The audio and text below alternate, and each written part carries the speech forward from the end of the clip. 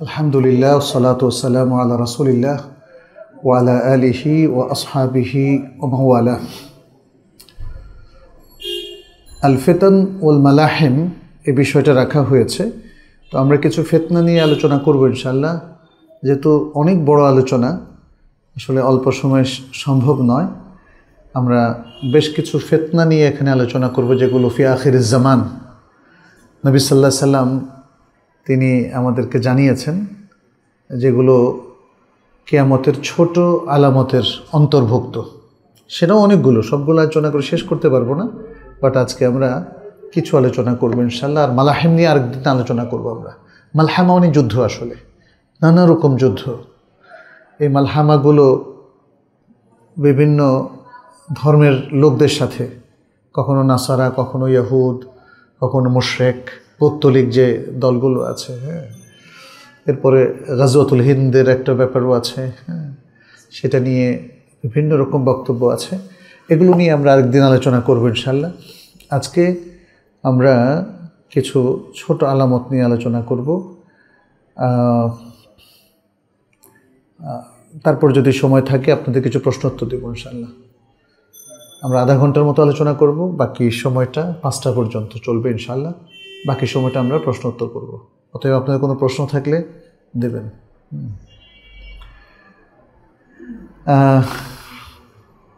আশরাতুস সাআহ অর্থাৎ কিয়ামতের যে আলামতগুলো আছে, এগুলো সবই আসলে ফিতনা। জেনা, ব্যভিচার, সুদ, ঘুষ, আমানতদারি কমে যাওয়া, খেয়ানত বেড়ে যাওয়া ইত্যাদি, এগুলো সবই আসলে ফিতনা। মেয়েদের অশ্লীলতা, উলঙ্গপনা থেকে আরম্ভ করে আরও অনেক কিছু। তো এখানে আমার কাছে যে ছোট্ট নোটটা আছে, আমি সে আলোকে আলোচনা করব।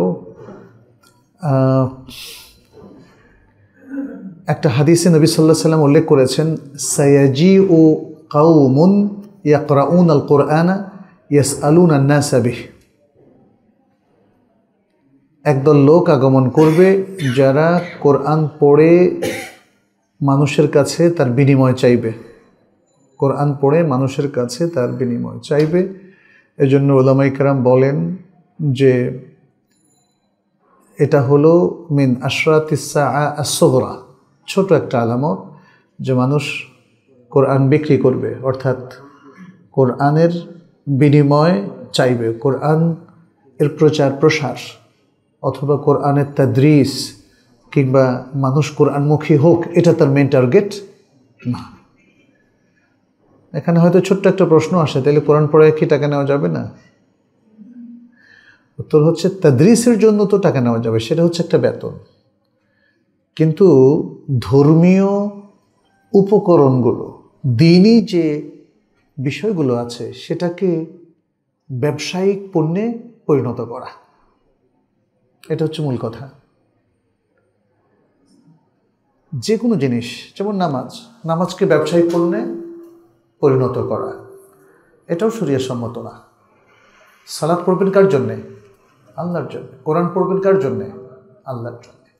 ফলে সেই বিষয়টাই আমাদের মাথায় রাখতে হবে, ফোকাস হবে এই কাজগুলো দ্বীনের কাজ, আল্লাহর জন্য করছে লিল্লাহ।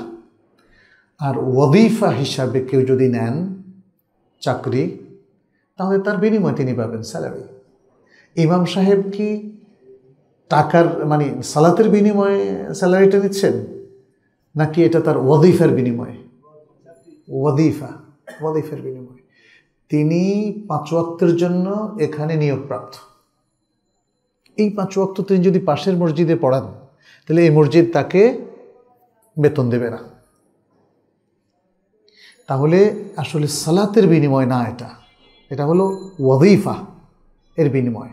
তিনি যে এখানে নিয়োগপ্রাপ্ত এবং তিনি যে তার অফিসিয়াল দায়িত্ব পালন করছেন, সেজন্য তিনি স্যালারি পাচ্ছেন, সালাতের বিনিময়ে তিনি কিছু পাচ্ছেন না। ঠিক তেমনি যিনি কোরআনের শিক্ষক, তিনিও নিয়োগপ্রাপ্ত, পার্ট টাইম হোক আর ফুল টাইমই হোক, তিনি তার নিয়োগের বিপরীতে বিনিময় পাচ্ছেন স্যালারি। এটা কোরআন পড়ার বিনিময় নয়। এই জন্য একজন শিক্ষক তিনি যখন কোরআন পড়ান, তিনি আল্লাহর রাস্তায় পড়াবেন। তিনি মানুষকে দ্বীন শেখানোর জন্য পড়াবেন। সালাত পড়বেন আল্লাহর জন্য, নিজের ফরজ দায়িত্ব পালনের জন্য সালাত পড়বেন। তো সুতরাং আমার মনে হয় কনফিউশনটা হয়তো আপনাদের থাকার কথা নয়। তারপরে প্রশ্ন যদি থাকে আমরা পরে জানবো ইনশাআল্লাহ। এই ধরনের আরও একাধিক হাদিস আছে। দ্বিতীয় যে বিষয়টা সেটি হলো আকলুল হারাম। হারাম কিন্তু আমাদের জন্য বিশাল ফিতনা, ফিতনা কিনা?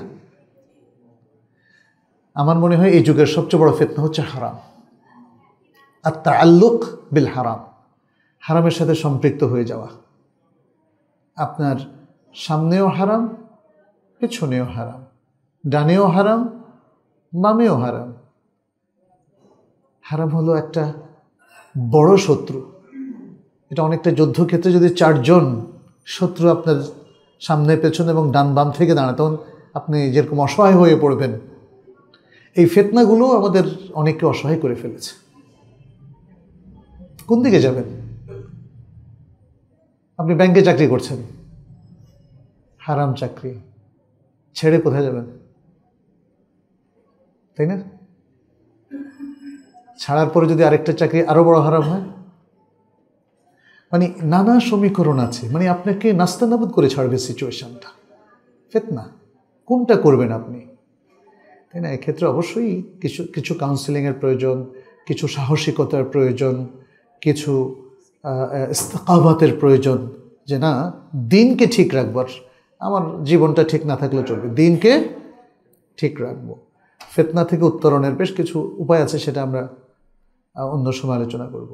তাহলে হারামটা হলো এই যুগের আরেকটা বড় ফিতনা, এবং এর মধ্যে হচ্ছে আকলুল হারাম, হারামটা খাওয়া। হারাম নানাভাবে আসলে আমরা জেনে অথবা না জেনেও খেয়ে ফেলি, তাই না? আমরা যে আত্মীয় স্বজন সবার বাড়িতে যাই, সবার ইনকাম কি হালাল? বন্ধুবান্ধব কিংবা বিভিন্ন জনসমাবেশে বিভিন্ন জায়গায় দাওয়াত খাই, সবার ইনকাম কি হালাল? ইত্যাদি। যদিও এখানে কিছু নীতিমালা আছে, আপনার আল আতইমাহ ওয়াল আশরিবাহ এর কিছু নীতিমালা আছে। আপনি যখনই কিছু খাবেন, বিশেষ করে কোনো মুসলিমের পক্ষ থেকে যেটা আপনাকে দেয়া হয়, সেই খাবারটা খাবেন, সেটা কি ফুল তদন্ত করে খাবেন ইত্যাদি নানা বিষয় আছে। আসলে এক্ষেত্রে হুসনুদ্দান অনুযায়ী খাওয়া যেতে পারে, কিন্তু যদি প্রবল সন্দেহ হয় যে এখানে হারাম আছে, তাহলে আপনাকে একটু থেমে যেতে হবে, জিজ্ঞেস করতে হবে, জানতে হবে। আর যদি স্থির আপনি জানেন যে এটা হারাম, তাহলে এটা খাওয়া যাবে না। হ্যাঁ, নবী সাল্লাল্লাহু আলাইহি সাল্লাম থেকে একটা হাদিস ইমাম বুখারী বর্ণনা করছেন তার সহিহ বুখারীর মধ্যে, লা ইয়াতিয়ান্না আলান নাসি জামানুন, লা ইয়াতিয়ান্না আলান নাসি জামানুন লা ইউবালিল মারউ বিমা আখাযা মিনাল মাল আমিন হালালিন আও মিন হারাম। মানুষের কাছে এমন একটা জামানা চলে আসবে যখন মানুষ পরোয়া করবে না, যখন সে কোনো মাল গ্রহণ করে, এটা কি হারাম নাকি হালাল, এটা কি হারাম নাকি হালাল। বিভিন্ন জায়গায় এখন মানুষকে প্যাচে ফেলে টাকা নেওয়া হয়, ওই টাকাটা কি হালাল না হারাম? হারাম। কিন্তু মানুষ সেটা মনে করছে না, মনে করছে এটা তার অধিকার। একটা সময় মানুষ ঘুষ খেলে একটু লজ্জা পাইতো, তারপরেও সুযোগ ছাড়তো না। আবার অনেকে ঘুষ খাওয়াটাকে মহাপাপ মনে করে এতে থেকে বিরত থাকতেন, আলহামদুলিল্লাহ। আর এখন অনেক মানুষ ঘুষটাকে অধিকার মনে করে এবং বিশাল বিশাল ঘুষ খায়, যা তা না। তারপরে সুদটাকেও তারা নানাভাবে জায়েজ করে। বিভিন্ন ব্যবসায়িক প্রতিষ্ঠান এ বিষয়গুলো তারা তাওয়িল করে, নিজেদের যে হারামের সাথে সম্পৃক্ততা সেগুলোকে তারা ইগনোর করে ইত্যাদি। লেনদেনের ক্ষেত্রেও নানা ধরনের লেনদেন আছে, তাই না? আমরা দেখি যে লেনদেনের সামান্য ত্রুটির কারণেও হালালটা হারাম হয়ে যায়। আপনি যদি কোনো কোম্পানির সাথে অথবা কোনো ব্যবসায়িক প্রতিষ্ঠানের সাথে এভাবে চুক্তি করেন যে আমি আপনার সাথে পার্টনারশিপে বিজনেস করলাম, পার্টনারশিপ বিজনেস জায়েজ কিনা? জায়েজ। কিন্তু প্রফিট দিবেন, আমি যেমন আপনার কাছে 1 লাখ টাকা এখানে ইনভেস্ট করলাম, আপনি আমার ক্যাপিটালের উপর প্রফিট দিবেন 20%। কিসের উপরে? ক্যাপিটালের উপরে।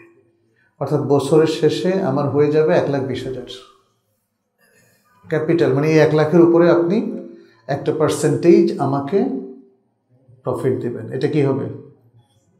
এটা সুদ হবে। আসলে প্রফিটটা তো ক্যাপিটালের উপর রেশিও হবে, কিন্তু ক্যাপিটালের উপরে পার্সেন্টেজ ধার্য করে প্রফিট নির্ধারণ করা যাবে না, এটা হারাম, কারণ সুদ হবে। ফলে আর যদি আপনি বলেন যে এই 1 লাখ টাকা থেকে যা প্রফিট হবে, যদি 100 টাকাও প্রফিট হয়, তার থেকে 20 টাকা আমার আর 80 টাকা আপনার, এটা জায়েজ। অথবা 80 টাকা আমার, 20 টাকা আপনার, অর্থাৎ যা প্রফিট হবে তার 80-20, অথবা 50-50, অথবা 40-60। এটা হচ্ছে নানা কারণে।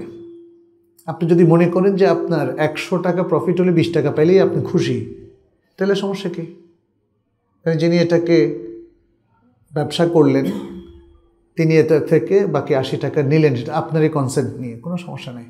এটা কি ক্যাপিটালের উপর হয়েছে? না, এটা হলো আপনার হয় গ্রস প্রফিট অথবা নেট প্রফিট, যেটাই হোক না কেন, যেভাবে আপনারা চুক্তি করেন। কিন্তু যখনই ক্যাপিটালের উপরে আপনি এটা ধার্য করবেন, তখনই কি হয়ে যাবে? সুদ হয়ে যাবে। এর কারণটা কি? কারণ হচ্ছে আসলে প্রফিট হোক আর না হোক, এই ক্যাপিটালের বা মূলধনের 20% আপনাকে দিতেই হবে। তাহলে কি এটা পার্টনারশিপ হলো? এটা তো পার্টনারশিপ হলো না, এটা তো প্রফিট লস শেয়ারিং হলো না। এটাই হচ্ছে মূল কারণ। ক্যাপিটালের সাথে পার্সেন্টেজ ফিক্স করলে তখন আর আসলে লস বেয়ার করা হয় না, ফলে এটা হয়ে যায় একমুখী সুদ, ফলে এটা হারাম। তাহলে ট্রানজ্যাকশনের কারণে দেখেন একটু একটু ভুল হলেই কিন্তু ভয়াবহ অবস্থা। হ্যাঁ, আচ্ছা, এরপরে হলো বৃষ্টি সাথে আসে রহমত, কিন্তু শেষ জামানায় বৃষ্টির সাথে রহমত আসবে না, বারাকা থাকবে না। রাসূল সাল্লাল্লাহু আলাইহি ওয়াসাল্লাম বলেছেন, লা তাকুমুস সাআতু হাত্তা লা তুমতিরুস সামা ওয়ালা তুমবিতুল আরদ।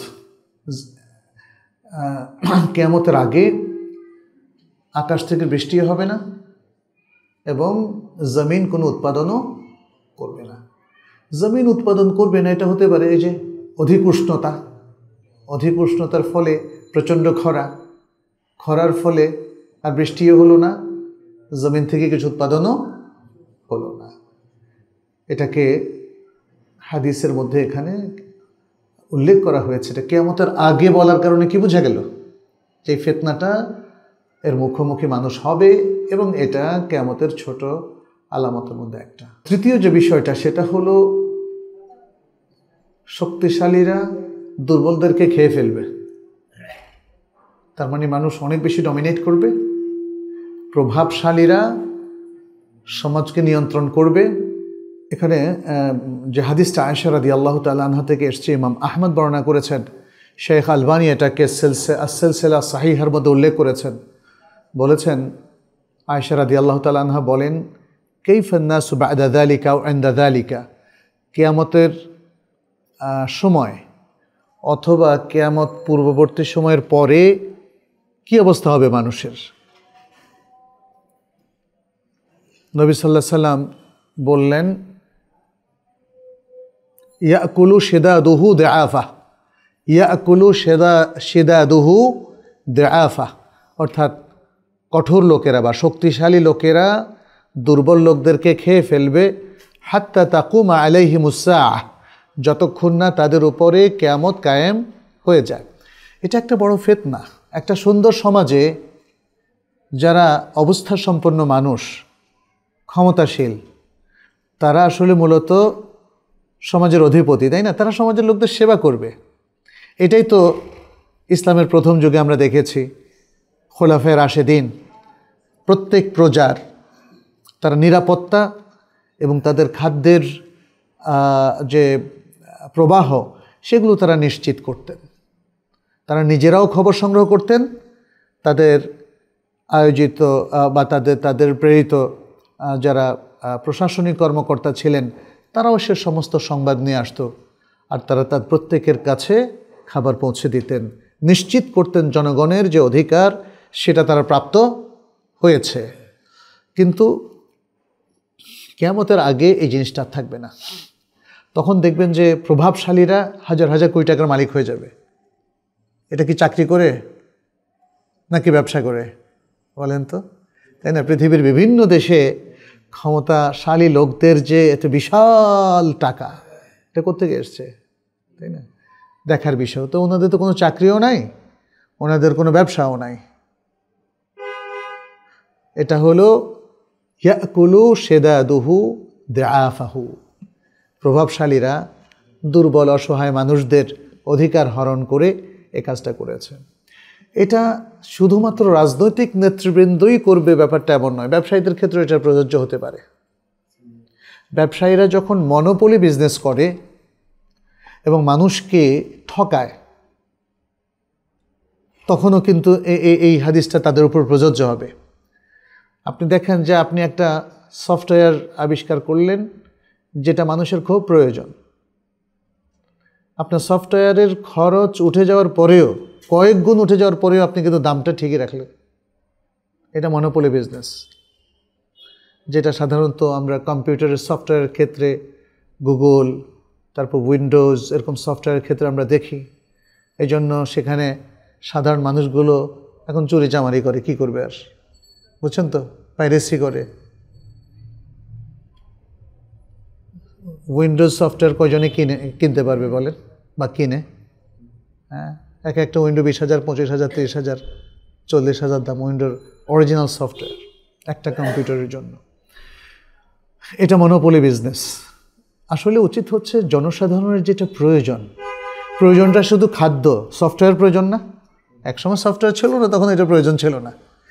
এখন তো সফটওয়্যার ছাড়া আপনার ফোনও চলবে না, চলবে? আপনার কম্পিউটার চলবে, ল্যাপটপ চলবে?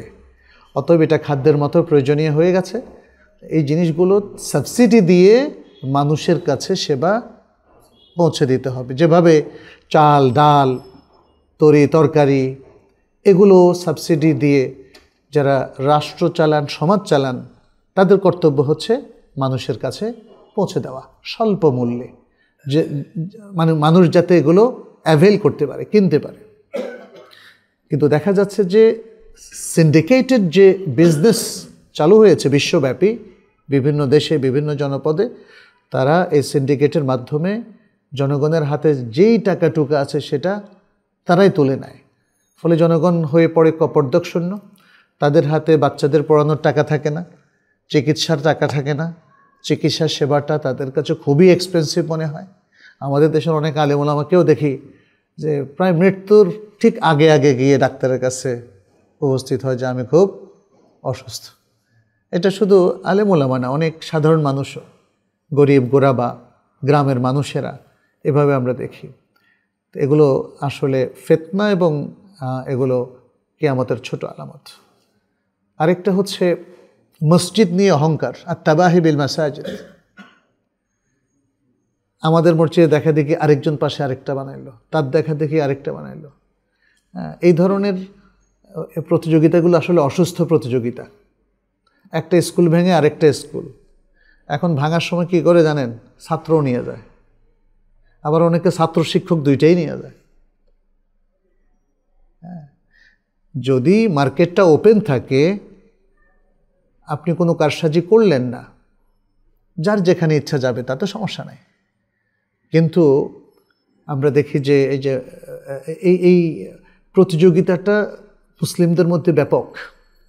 গ্রামে গঞ্জে রাস্তা, ছোট্ট একটা রাস্তা, এর এপাশে একটা, ওই পাশে একটা মসজিদ, এই বাড়িতে একটা, পাশের বাড়িতে আরেকটা মসজিদ, জামে মসজিদ। অথচ একটা এলাকায় জামে মসজিদ একটাই থাকবে, এটাই নিয়ম।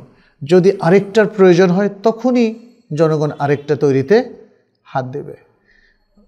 এরপরে মসজিদের সৌন্দর্যকরণ, কে কার মসজিদে কত কোটি টাকা ব্যয় করলো, তাই না?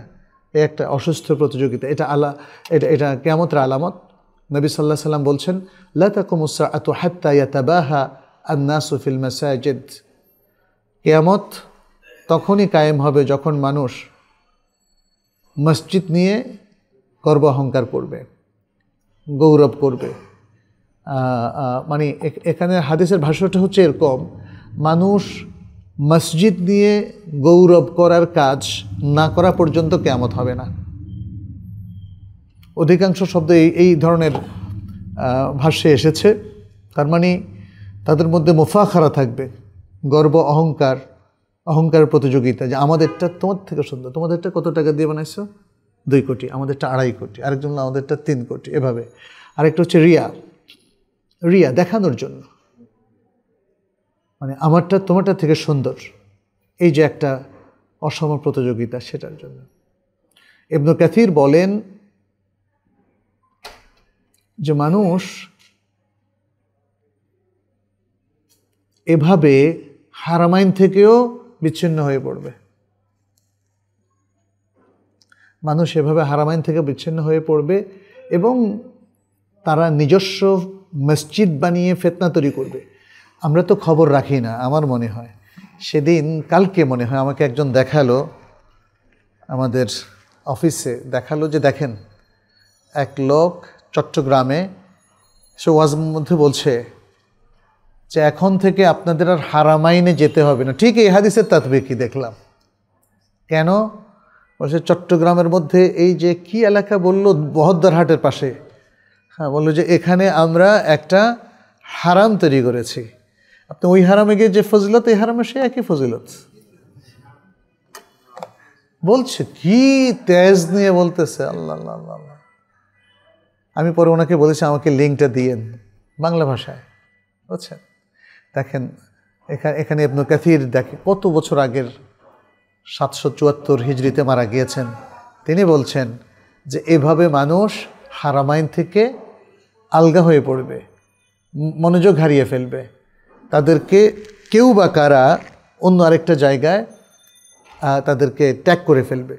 আপনি দেখেন বাংলাদেশেও আমি দেখেছি ইউটিউবে আরও অনেক আগে, এখানে কেউ বিভিন্ন যে একটা সৌধ বানিয়ে এটার চারপাশে তাওয়াফ করে, যে তুমি তো হারামে তাওয়াফ করতে যেতে পারো না, তো এখানে তাওয়াফ করো। ইন্না লিল্লাহি ওয়া ইন্না ইলাইহি রাজিউন। এগুলো আসলে চালু হয়ে গেছে। তো অবাক লাগে যে মানুষ কিভাবে এগুলো নিচ্ছে। ফলে এটা একটা বড় ফিতনা, কোনো সন্দেহ নেই।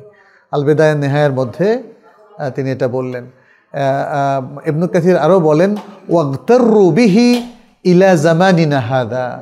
তিনি বলছেন আমাদের এই জামানায় মানুষ এখন এরকম ধোকায় পড়ে গেছে। এটা তিনি বলছেন 774 হিজরির আগে, এখন 1400 কত 46 চলছে না? তার মানে প্রায় 700 বছর পরে আমরা অবস্থান করছি। ওই জামানাতে এগুলো চালু ছিল, তাহলে এই জামানাতে আরও অনেক বেড়ে গেছে। আচ্ছা, এরপরে বললেন যে আরেকটা ফিতনার কথা বললেন, অথবা কিয়ামতের আলামত, সেটা হচ্ছে আইয়াতাকাল্লাম আল হাইওয়ান, জন্তু কথা বলবে। যেমন নেকড়ে বাঘ রাখালের সাথে কথা বলবে, গরুও কথা বলবে, যেমনটি নবী সাল্লাল্লাহু আলাইহি ওয়াসাল্লাম বাকারা বা গাভীর কিস্সার ক্ষেত্রে বলেছিলেন। একটা গাভী, এটা বুখারীর এবং মুসলিমের একটা বর্ণনা এসেছে যে একটা গাভী বলছিল, ইন্নী লাম উখলাক লিহাদা ওয়ালাকিন ইন্নামা খুলিকতু লিল হারফ।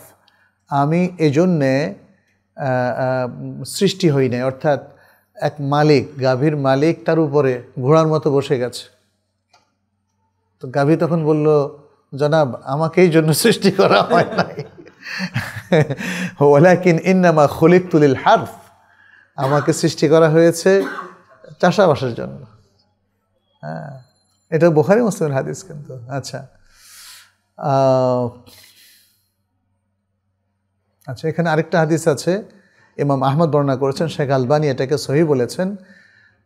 বলেছেন যে নবী সাল্লাল্লাহু আলাইহি ওয়াসাল্লামের কথা, ওয়াল্লাযী নাফসি বিয়াদিহি লা তাকুমুস সাআতু হাত্তা ইয়াখরুজা আহাদুকুম মিন আহলি, যার হাতে আমার প্রাণ তার কসম করে বলছি, অর্থাৎ আল্লাহর কসম করে বলছি, কিয়ামত ততক্ষণ পর্যন্ত হবে না যতক্ষণ তোমাদের কেউ তার আহাল থেকে বের না হবে, ফায়ুখবিরুহু না'লুহু আও সাউতুহু আও আসাহু বিমা আহদাথা আহলুহু বাদাহু, তারপরে তার জুতা অথবা তার বেত অথবা তার লাঠি তাকে অবহিত করবে, তারপরে সে ঘর থেকে বের হয়ে যাওয়ার পরে তার আহাল কি কি কাজ করেছিল সেটা তাকে অবহিত করবে। এটা ইমাম আহমদ বর্ণনা করেছেন, শেখ আলবানী শুদ্ধ বলেছেন। এখানে ওলামায়ে কেরামের ব্যাখ্যায় বলেছেন, অর্থাৎ মানুষের কাছে এমন একটা সময় আসবে, এমন একটা জামানা আসবে যখন লাঠি, বেত এবং জুতা যেটা মানুষ ব্যবহার করে সেই ব্যক্তিকে সে ঘর থেকে বের হয়ে যাওয়ার পরে ঘরের মধ্যে কি ঘটেছে সেটা অবহিত করবে। আচ্ছা, এটা কি আপনাদের কাছে খুব অবাক লাগে? মানে এইটা দুভাবে হতে পারে। এক, হয় আল্লাহ সুবহানাহু ওয়া তাআলা এগুলোর মধ্যে সেই ক্ষমতা অর্পণ করবেন, আর আরেকটা হতে পারে এআই এর মাধ্যমে। বুঝতে পারছেন? আপনি এআই ঘরের মধ্যে রেখে যান, আপনি এখন তো আমরা ক্যামেরাও পাই, তাই না?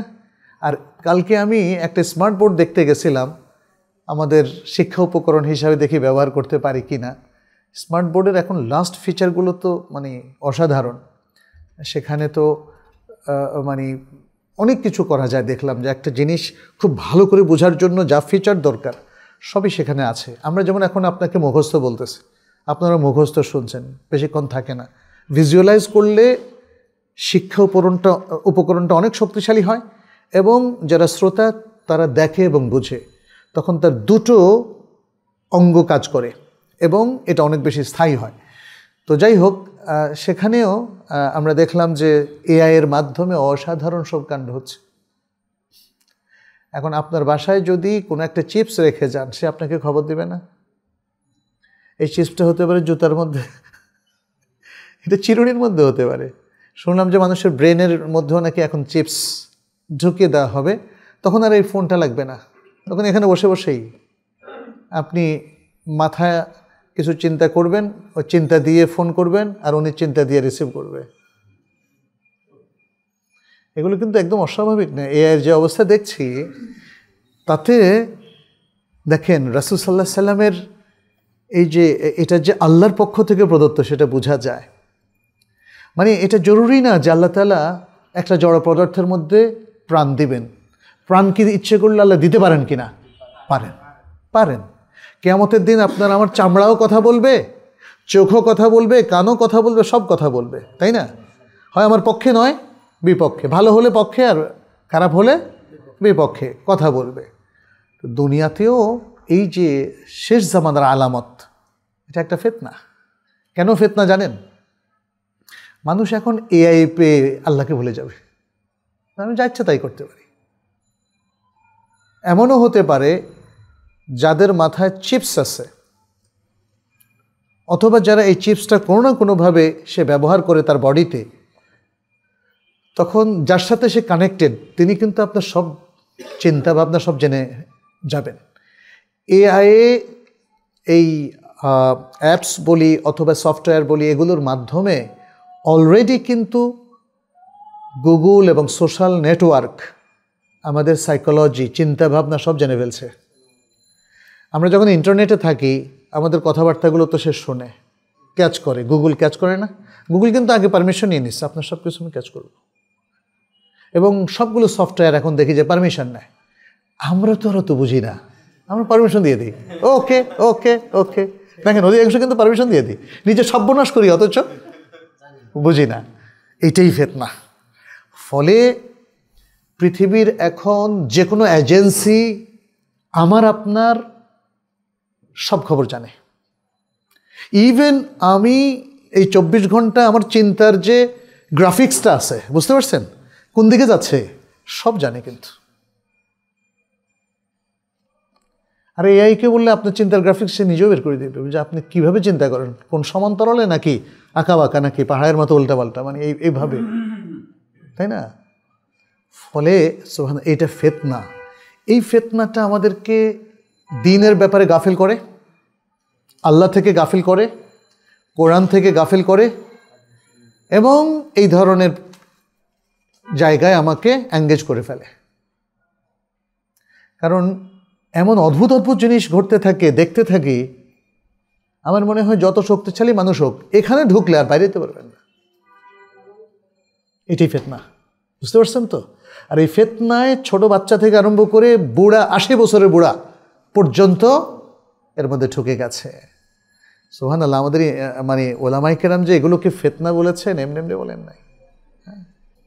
আরেকটা হাদিস বলছেন, ওয়াল্লাযী নাফসি বিয়াদিহি লা তাকুমু সাআতু হাত্তা ইউকাল্লিমু আস-সিবাউ আল-ইনসা। ততক্ষণ পর্যন্ত কিয়ামত হবে না যতক্ষণ না বন্য প্রাণীগুলো মানুষের সাথে কথা বলবে। আচ্ছা, এই হাদিসটা বর্ণনা করেছেন ইমাম তিরমিজি সহিহ সানদে, এটা সহিহ হাদিস। তো এখানে একটা জিনিস, রাডিয়ার্ড কিপলিংয়ের একটা বই পড়েছিলাম, দ্য জাঙ্গল বুক, অনেক আগে, ব্রিটিশ কাউন্সিল লাইব্রেরিতে। সেখানে পশু পাখি পরস্পর কথা বলতো, তখন ওই হাদিসগুলো পাই নাই। আর এখানে নবী সাল্লাল্লাহু আলাইহি ওয়াসাল্লাম বলছেন পশুরা, বন্য পশুরা কথা বলবে কার সাথে? মানুষের সাথে। যাই হোক, আমাদের আরেকটু অপেক্ষা করতে হবে। এখনও দেখি নাই যে কোনো পশু সরাসরি আপনাকে আমাকে অ্যাড্রেস করতে শুনি নাই, জানি না সেটাও কি এর মাধ্যমে হবে না সরাসরি আল্লাহ করবেন, দুটোই হতে পারে, দুটোই হতে পারে। আচ্ছা, একটা হলো জাইশুন ইয়াগজু আল কাবা। জাইশুন ইয়াগজু আল কাবা, একটা সেনা দল যারা কাবাতে এসে যুদ্ধ করবে, কাবাতে এসে যুদ্ধ করবে। নবী সাল্লাল্লাহু আলাইহি ওয়াসাল্লাম তিনি বলেছেন, ইন্না উনাসান মিন উম্মতি ইয়াউম্মুনা হাযাল বাইত বিরাজুলিন মিন কুরাইশ قد استعاذ بالحرم فلما بلغوا البيداء خسف بهم مصادرهم شتى يبعثهم الله على নিয়াতিহিম। বলছেন আমার উম্মতের একদল লোক, তারা এই ঘরে কুরাইশদের একজন ব্যক্তির নেতৃত্বে তারা এই ঘরে ইচ্ছা পোষণ করবে, তারা হারামে আশ্রয় নেবে। তারপর যখন তারা আল বায়দা নামক একটা জায়গায় পৌঁছবে তখন মাটিতে তলিয়ে যাবে, মাটি তাদেরকে তলিয়ে নেবে। তাদের উৎস বিভিন্ন রকমের, তারা মারা যাবে। মাটি তলিয়ে নেওয়া মানে কি? মাটিতে ভূমিকম্পে চাপা পড়বে। তাদের কি দোষ, কোনো দোষ আছে? এটার উত্তরটা রাসূল সাল্লাল্লাহু আলাইহি ওয়াসাল্লাম দিয়েছেন, বলেছেন এরা মারা পড়বে যেহেতু আল্লাহ তাআলার বিধান অনুযায়ী এরা মারা গিয়েছে, তবে এদের বেআসাত, এরা পুনরুত্থিত হবে আলা নিয়াতিহিম, তারা তাদের নিয়তের উপরে পুনরুত্থিত হবে। যারা ভালো নিয়তের মানুষ তারা ভালো নিয়তের উপর পুনরুত্থিত হবে, যারা খারাপ নিয়তের মানুষ তারা খারাপের উপরে পুনরুত্থিত হবে। অর্থাৎ তাদের হাসর হবে তাদের নিয়তের উপর ভিত্তি করে। নিয়ত যাদের ভালো তাদের হাসর হবে ভালো অবস্থায়, নিয়ত যাদের খারাপ তাদের হাসর হবে খারাপ অবস্থায়। এতে একটা জিনিসও বোঝা যায় যে ভাই, এই যে নিয়তটা কি? নিয়তটা সাইকোলজি, মনস্তত্ত্ব। আপনার চিন্তা ভাবনাকে সবসময় পজিটিভ রাখবেন, কোরআন সুন্নাহ ভিত্তিক পজিটিভ রাখবেন, এটাই হচ্ছে নিয়ত। আসলে নিয়ত মানে নাওয়াইতু আন উসাল্লিয়া বা এরকম কোনো নিয়ত না, মুখে একটা উচ্চারণ করলেন নিয়ত, এটা না। নিয়তটা হচ্ছে আসলে আপনার মনের ইচ্ছা এবং সংকল্প, এটাকে আপনি কিভাবে ধারণ করছেন, কি পোষণ করছেন। আপনি যখন কোনো কাজ করেন আপনার নিয়তটা কি? দেখানো, দুনিয়া অর্জন, নাকি আল্লাহর উদ্দেশ্যে? যদি সবসময় যাই করেন না কেন আল্লাহ সন্তুষ্টি আপনার উদ্দেশ্য হয়, তাহলে আপনার নিয়ত ভালো এবং আপনি ফিতনা থেকে নিজেকে বাঁচতে পারবেন। ইভেন এরকম একটা ফিতনায় বায়দায় গিয়ে যদি আপনি মারা যান আপনার কোনো লস নাই। সে কথাটাই রাসূল সাল্লাল্লাহু আলাইহি ওয়াসাল্লাম বলছেন, ইয়াবআতুহুমুল্লাহু আলা নিয়াতিহিম, আল্লাহ সুবহানাহু ওয়া তাআলা তাদেরকে তাদের নিয়তের উপরে তাদেরকে পুনরুত্থিত করবেন, তাদেরকে জীবিত করবেন, ফলে তাদের হারানোর কিছু নাই। আচ্ছা, আয়েশা রাদিয়াল্লাহু তাআলা আনহা তখন প্রশ্ন করেন, কুলতু কাইফা ইয়াবআথুহুম আলা নিয়াতিহিম ওয়া মাসাদিরুহুম শাত্তা। বলেন যে কিভাবে তাদের নিয়তের উপর আল্লাহ তাদেরকে পুনরুত্থিত করবেন, অথচ তাদের উৎস বিভিন্ন রকম, অর্থাৎ তারা কেউ এক জায়গা থেকে আসে নাই, এক মায়ের সন্তান না, এক দলের লোক না, তাইলে তাদের এই যে নিয়তের উপর আল্লাহ তাআলা তাদেরকে কিভাবে পুনরুত্থিত করবেন? তখন নবী সাল্লাল্লাহু আলাইহি ওয়াসাল্লাম বললেন, জামাআহুম আত-তারিক, জামাআহুম আত-তারিক, তাদেরকে রাস্তা একসাথ করে ফেলেছে। মিনহুম আল-মুস্তাবসির ওয়া ইবনুস সাবিল ওয়াল মাজবুর ইহলাকুনা মাহলাকান ওয়াহিদান। তাদের কেউ হচ্ছে চোখে দেখে, তারা কেউ হচ্ছে পথচারী, তাদের কেউ হচ্ছে মজবুর ব্যক্তি, তারা একসাথে ধ্বংসপ্রাপ্ত হয়েছে, একসাথে তাদের মৃত্যু হয়েছে। এটা হাদিসটা বর্ণনা করেন ইমাম আহমদ এবং শেখ আলবানী এটাকে সহিহ বলে উল্লেখ করেন। আচ্ছা,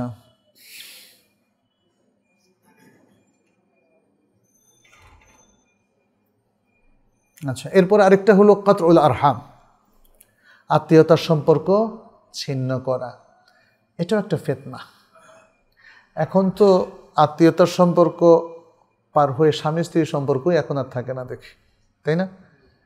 স্বামী স্ত্রীর প্রবলেম এত বেশি, যত বেশি মানুষ নগরের জীবনে অভ্যস্ত এবং যত বেশি শিক্ষিত দম্পতি ততই তাদের ডিভোর্স বেশি এবং ততই তাদের অশান্তিও বেশি এবং ইগো বেশি। দেখবেন যে একজন লোক যদি খুব সাধারণ চাকরি করে তার কোনো ইগো প্রায় নাই, এক র্যাঙ্ক উপরে হলে তার ইগো এক র্যাঙ্ক উপরে ওঠে। আর যদি তিনি টপ ক্লাস কোনো প্রশাসনিক কর্মকর্তা হন, আল্লাহ, তার ইগো আকাশ সমান। একজন বড় পুলিশ অফিসার অথবা সচিব, যুগ্ম সচিব লেভেলের লোক, তাদের ইগো দেখে আপনি অবাক হয়ে যাবেন। একটু তাকে টোকা দিলে সে ওই তেলে বেগুনে এমন রেগে যাবে আর আপনাকে খেয়ে ফেলবে, দেখিয়ে ফেলবে। এই মানে মানে এটা হচ্ছে একটা অধপতন। খেয়াল করেন, এটা আমি জাস্ট একটা উদাহরণস্বরূপ বললাম। এভাবেই ইগোইস্টিক একটা সোসাইটি তৈরি হয়ে যাচ্ছে এবং এর ফলে কি হচ্ছে, আত্মীয়তার সম্পর্ক থাকছে না।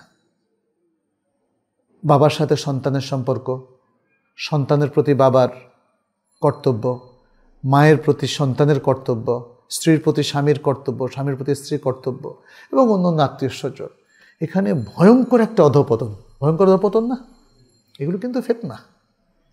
আপনি দেখবেন যে কি ক্লোজ আত্মীয়রা এখন একসাথে হলে তাদের প্রধান আলোচনার বিষয় কি বলেন তো? গীবত। গীবত। তাদের সবচেয়ে উপভোগ্য আলোচনার বিষয় হচ্ছে গীবত।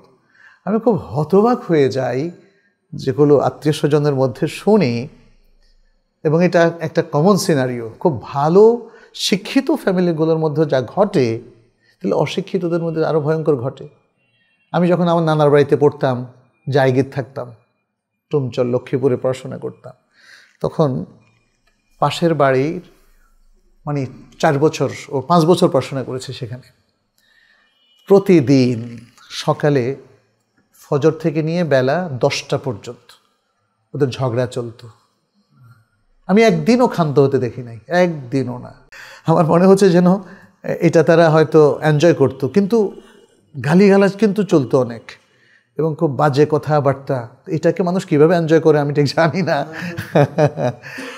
দেখলাম যে এই 4 বছর ধরে এভাবে চলতো। 10টার পরে আবার সব শান্ত, 10টা 10:30 হয়তো এরকম সব শান্ত। এই যে দেখেন একটা কালচার গড়ে উঠছে, একটা কালচার গড়ে উঠছে। এই জায়গাটা তো আমাদের কর্তব্য ছিল। আমাদের যারা শিক্ষাবিদ, যারা স্কুলের শিক্ষক, মাদ্রাসার শিক্ষক, ইমাম সাহেব, তাই না? আমরা সাহাবায়ে কেরামকে দেখতাম, তারা রাত্রে বের হতেন, দেখতেন, শুনতেন খোলাফায়ে রাশেদা, তারা মানুষকে অবজার্ভ করতেন, মানুষকে শেখাতেন, তারবিয়া দিতেন, পর্যবেক্ষণ করতেন। এগুলো কিন্তু এখন নাই। আত্মীয় স্বজনের মধ্যেও দেখবেন আপনার আত্মীয় স্বজন কেউ গীবত করছে, কেউ এটা করছে, আপনি কিন্তু কাউকে কোনো অবজারভেশন দিচ্ছেন না, নাসিহা দিচ্ছেন না। হ্যাঁ, ফলে এটার অনিবার্য পরিণতি হচ্ছে আমাদের সম্পর্কের অবনতি, বিদ্বেষ তৈরি হওয়া এবং এক ফ্যামিলির সাথে আরেকটা ফ্যামিলি কাট অফ হয়ে যাওয়া, যেটাকে এই হাদিসের ভাষায় বলা হয়েছে কাতউল আরহাম। কাতউল আরহাম, আত্মীয়তার সম্পর্ক ছেদ হওয়া।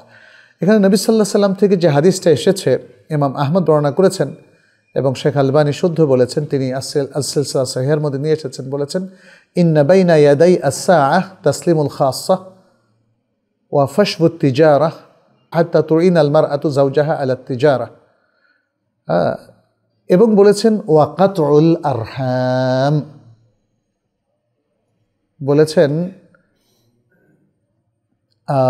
কিয়ামতের আগে যেসব কাজ আলামত তার মধ্যে একটা হলো কাতউল আরহাম, আত্মীয়তার সম্পর্ক ছিন্ন হওয়া। এমনি কাতইয়াতুল আরহামের উপর তো অনেকগুলো হাদিস আছে, মানে এর যে পরিণতি, এর যে বড় কুফল, আল্লাহর পক্ষ থেকে যে শাস্তি, হ্যাঁ, যে ব্যক্তি আত্মীয়তার সম্পর্ক কাট অফ করে আল্লাহ তার সম্পর্ক কাট অফ করেন, ইত্যাদি আরও নানা ধরনের মেসেজ আছে। কিন্তু এখানের যেটা প্রযোজ্য সেটা হলো আত্মীয়তার সম্পর্ক কাট অফ করা। এটা কিয়ামতের ছোট্ট আলামতের একটা, বাট এটা একটা ফিতনা, এটা হলো একটা বড় ধরনের ফিতনা। আচ্ছা, এরকম আরও অনেকগুলো আছে, আমরা আজকে এতটুকুই রাখি। এই কথা বলে আপনারা এই ফিতনাগুলো সম্পর্কে হয়তো কম বেশি পড়াশোনা করেছেন এবং অসংখ্য ফিতনা আছে, কতগুলো আছে এরকম অসংখ্য। এগুলো কেউ 100, 150 বা তারও বেশি সুমার করেছেন। আসলে যতই দিন আসবে ততই এই ফিতনাগুলোর ভ্যারাইটিস বেড়ে যাবে, নানা ধরনের ফিতনা। সোশ্যাল নেটওয়ার্কে কত ধরনের ফিতনা বলেন তো, তাই না? বহু ধরনের। এখন আপনি বলবেন, আমি বলি বলার ধরন, আমি বলবো সোশ্যাল নেটওয়ার্ক একটা, যদি বলি তাহলে একটা ফিতনা।